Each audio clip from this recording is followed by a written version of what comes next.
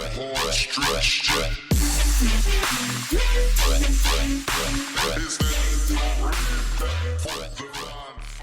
boy Toast, we back with Top Tier Media Live, and man, who we got in the building right now? My name is Mason. I go by Scagdub'z. What's up, Toasted? What's up, dude? So, talk to him. We've been seeing you a lot recently. We've seen you at the afters. We've been seeing you book Weston, Watson a lot. Tell us about yourself and where'd you come from, bro? Man, I'm one of the rare people in Northwest Arkansas that was actually born and raised here. Right. I'm from Bentonville originally, born and raised, grew up here. Popped out to Denver, Colorado a few years back. I just got back here a few years ago. Kind of jumped into the scene a little bit out there and got around some people around these parts that love the music, love the game, and it inspired me to join in myself a little bit. So you're independent, or are you with a group, or how does that? At the moment, I'm just represented by Denzel Productions. Shout out Destiny, it's my girl. I mess around with the Ultima Sounds guys. They're some of my homies. They're the ones that actually got me into everything originally. But at the moment, I'm kind of lone wolfing it. Really enjoying just like the flexibility, the freedom that comes with that. Right on. So tell us about your up and coming projects and some of the things you got going on too to implement yourself. And what type of music do you play at these shows, man? I know that you love your riddim. Oh, do I? I got a cool nickname on Thursday. Shout out my boy Aesthetic Evan. He told me I'm the 140 Knight. 149. Okay. On my Instagram page, it shows riddim/140 dub. Those are both like home base for me. And I really do love the way they kind of mix together if it's the right type of rhythm with 140. So that's just kind of like home base, man. I'm a big Distinct Motive guy, Chief Kaya guy. Okay. Some of those cats like that, Zen Selecta. We got some loud ass cars honking at us. What's up, boys? Um, but yeah, so I just kind of I got into like the wonky type weird shit 140 stuff a while back, and then discovered rhythm through that. I think they kind of go hand in hand if it's done properly. So I kind of like being on both ends of that spectrum. Depending on kind of where I'm at and who I'm playing for, I can lean into either direction. But an ideal mix, ideal set for me looks like kind of like a double peak of, you kind of peak with some 140 and then you drop back down into some lower kind of OG rhythm. OG rhythm. And What then, would you describe OG rhythm as? dude, like some good ominous. Okay. Like some of that, it's so close to some of like the OG dubstep. You enjoy Deep Dark and Dangerous? I do, dude. I do love Deep Dark and Dangerous. Distinct Motive. I think I mentioned him already, but he has a dope ass Deep Dark and Dangerous mix. I can't remember if it was like a COVID mix or something like that, but that was kind of when I started getting into the scene heavily. I moved to Denver kind of at the tail end of COVID. Everything was shut down out there, actual lockdowns and stuff like that, and so I just kind of found some shit. I found some shit on YouTube and some shows and stuff, some underground stuff, and then just kind of completely dived into the scene. And I've been working on it. I recently dropped my first edit that I put together with my buddy Aesthetic again in FL Studio. It's on my SoundCloud. It's about to cross like 300 plays. Dropped it a couple weeks ago, which is like, I'm super ecstatic about it. I'm sitting on a couple other edits that I haven't released yet. I might be releasing one of those this week, just to kind of build a little bit more momentum for this weekend. My name is Scagdub'z. Have you ever been personally victimized by someone with poor music taste? What about shitty sound systems? And poor DJ technical skills. At Weston in Fayetteville, February 14th, Valentine's Day, I know that you don't have a girlfriend or a boyfriend. Come get down as I compete for a spot to play at Dancefestopia, my favorite music festival of all time. If you're there, I love you. If you're not, I still love you, but maybe just a little bit less. Yeah, I'm shocked to even have the opportunity. I didn't think that I would. This early on in my career, have an opportunity for the chance to play at Dancefestopia. Dancefestopia is my favorite festival that I've ever been to. I've been to it a few years now, and I shot my shot with the Yellow Brick Road Tour. got selected to play, which their stop in Northwest Arkansas is at West End. On Valentine's Day, we'll be releasing set times later this week, but I'm excited about it, man. It's something I've never had the chance to do. Obviously, I'm pretty relatively new into this stuff, and just to even be on the lineup with some of those people, even in consideration to have the chance, to play at Dance Fest, it's just it builds a lot of confidence, and kind of confirms that the stuff that I'm doing is right for me. That it's I'm doing it my way, and I'm kind of reaping some benefits, rewards, whatever you want to say. Kind of going about it in my own style and manner. So. So what's your plan for going forward on the projects that you have after West End? What's after that? And So it's not announced yet. I'll announce it. I got my first opportunity to play outside of Northwest Arkansas. Shout out to Blair Music down in Little Rock with Unity Sound. I will be playing at Revo Room, however you call it, on March 27th with some really dope people. There's a pretty stacked lineup for it. I'm super stoked for it. But as far as like moving forward, more than anything, I just want to show people what I think is good music, things that I enjoy, which, I think that everybody gets into it thinking that they have a better taste than somebody else does. But I, I think I have the best taste of all time. There's a lot of rhythm in there. There's a lot of rhythm in there, but I mentioned it earlier. I'm a huge fan of kind of like the early, the early start of dubstep. Some of like the 140, maybe some of the deep dark, dangerous type stuff. I just don't think it gets enough, recognition.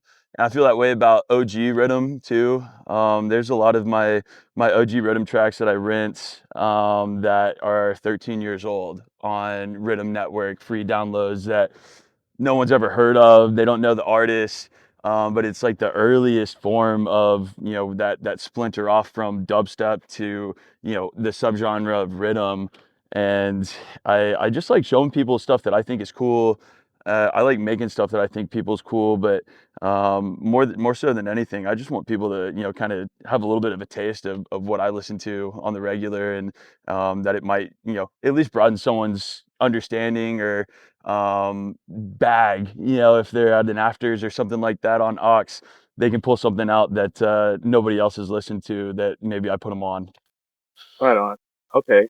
So how do you feel about the trap scene? Like a lot of people miss the trap, miss the old style of shows. I never was a trap guy. I've got a bunch of homies that are super into trap. It just never really did it for me. The only thing that I wish I had done differently when getting into music was start a lot earlier, with the dubstep and EDM scene in general, so that I would have had a better opportunity to get into some of those OG, that OG trap sound, get into some of the shows like that and stuff. I didn't get into EDM until 5 years ago. So I missed the Skrillex wave. I missed the Flux Pavilion wave. There's a lot of big names of what are considered household names for EDM that I never got into, wasn't exposed to, and I kind of jumped straight into heavy dubstep and rhythm when I first got into the scene. I mentioned I lived in Denver, and that's kind of the bass capital, and there's none of the like um there's obviously a lot of house shows and stuff like that out there. House is a huge genre, but Denver's known for its underground. Just being able to pop into tiny little venues with random people, random DJs, random afters that go till 10 o'clock in the morning. Those normally aren't centered around house music, or kind of mainstream sound. It's all the underground stuff that kind of made me passionate about the scene in the first place. So what would be the top three essential tools you would say starting out in your career? I say the most important tool is having a good support system, people that believe in you, that want to see you do well, and that are willing to help you learn. I have been very lucky with some of my homies here that have just been a resource for me to ask questions and take criticism from. So I think the most important tool is people. The second most important tool is time, and if it's something that you're passionate about, you'll find the time to put into it. There's, everybody has their hobbies or things that make them happy, and they spend, most of their free time doing that. That's been me with music, and just, constantly trying to learn and improve from a technical standpoint on the decks. And you don't just, that doesn't just happen overnight. That takes, day in, day out practice. There's been times where I get home from work and I'm tired and I just want to sit on the couch and play PlayStation or something like that. But um, I know that there's other things that would be more productive. And one of those things for me has just been learning how to DJ, learning how to produce, which I'm still kind of in my infant stages of that. But none of it's going to come from, just being lazy and doing nothing. So people, time, and then I think just energy is like your best tool as well. Getting excited about it, feeling other people get excited about it is a huge motivator as well. There's a lot of people, and I've been in that boat more so than not, of playing just for an empty room. But maintaining that energy level of, I'm here because it excites me and it's something that I find fun. You don't always have to get your energy from other people. You can get your energy just from the fact that, hey, I get to listen to music that I listen to in my car, except on a much bigger sound system that, shakes my bones. Um, so I find the Fayetteville, Arkansas in general, scene for all entertainment arts very unique. Um, do you find it different than a lot of other places as well? it's it's definitely unique, to say the least. There's Northwest Arkansas is a unique place in itself. Most people that live here were not born here, they weren't raised here. It's, thanks to Walmart and all these big corporations, right? All kinds of people are moving in, and that gives you the opportunity to be exposed to a lot of different styles, cultures, different ethnicities, which obviously every person has their own taste.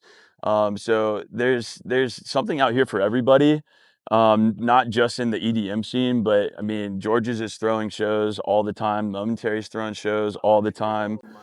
100 years old. Yeah, it's up there. My parents used to go to George's Majestic Lounge back in the day, and not that they're 100 years old, but it's just crazy to, be able to go to a place that has seen multiple generations make it like their own in their own home and stuff like that. Is certainly special. I don't think that many places can say, hey, here's one of our premier venues. It's been standing for over 100 years, so you're not the first person to come in here. You're not going to be the last, and it's going to be unrecognizable probably in 20 years when the next generation is kind of taking it over. And I think that's a beautiful thing. Everything always evolving. What would you say describes you the most in your music taste and videos? Goofy. One word, that's it? That's it, man. I kind of, with me, what you see is what you get. There's a bunch of videos of me just kind of being an idiot on stage, and that's just who I am. And I want people to come to, a show of mine or a set of mine, or see me playing somewhere and say that they had fun and that it looked like I was having fun.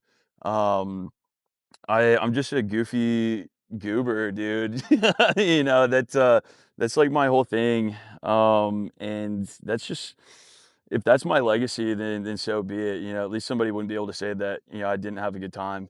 No, fact. Fact. Well, is there anything you want to shout out? Anybody you want to, give props to? Anything else? Props to Toasted for, being here and bringing me on and doing this with me. Absolutely just a blast. Enjoyed it. Big shout out to Ultimate Sounds. They're old featherweight, North Side aesthetic. They're some of my closest homies. They've been, just a great resource and support system for me with music and outside of music. And that's just it means a lot. And it's insane to be able to share the stage with some of those guys, every once in a while, and just kind of, call them home base, and have them as just kind of like I said, that support system, that foundation. We're all really close and tight, and if we're not criticizing each other, then we're not being good friends to each other. And I think that's very rare to find with friends. People that are willing to just openly, constructively criticize you because you know that it's coming from a place of love. And that's, again, I think that's kind of a rarity nowadays. Other than those folks, that's really about it. Shout out to anybody that's seen me. I've had some people walk up to me. I had people ask for my autograph the other night. I do this for myself to have fun and expose, people to good music, but I also do it for anybody that, is having a hard time or, wants to get out and let loose a little bit and, just kind of feel the weight of the world lifted off their shoulders a little bit. It's just such a amazing way and medium to communicate with people, where spoken word falls off, music picks up, even if that's in the form of robot noises. Beeps and boops, baby. Like the best. This is when I opened up for Super Future. And his Spinny was And good. Spinny, dude, shout out Spinny Dub.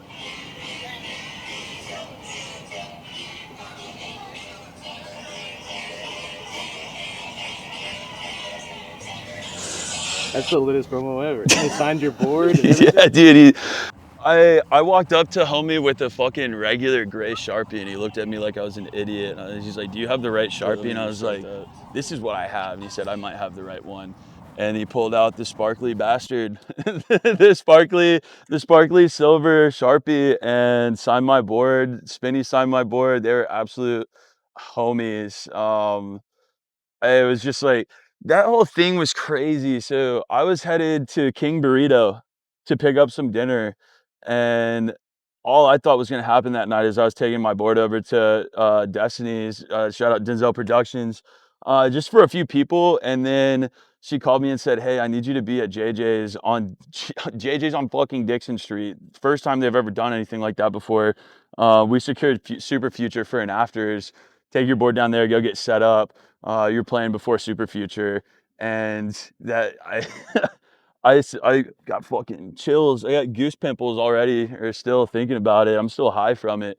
The I was playing. I got to dab Super Future up, pass my board over to him, and not to call the boy out, but I had to walk him through how to use my board like I'm like me, dude. I've seen that board. That board is not DDJ. It's an Opus Quad. It's sick.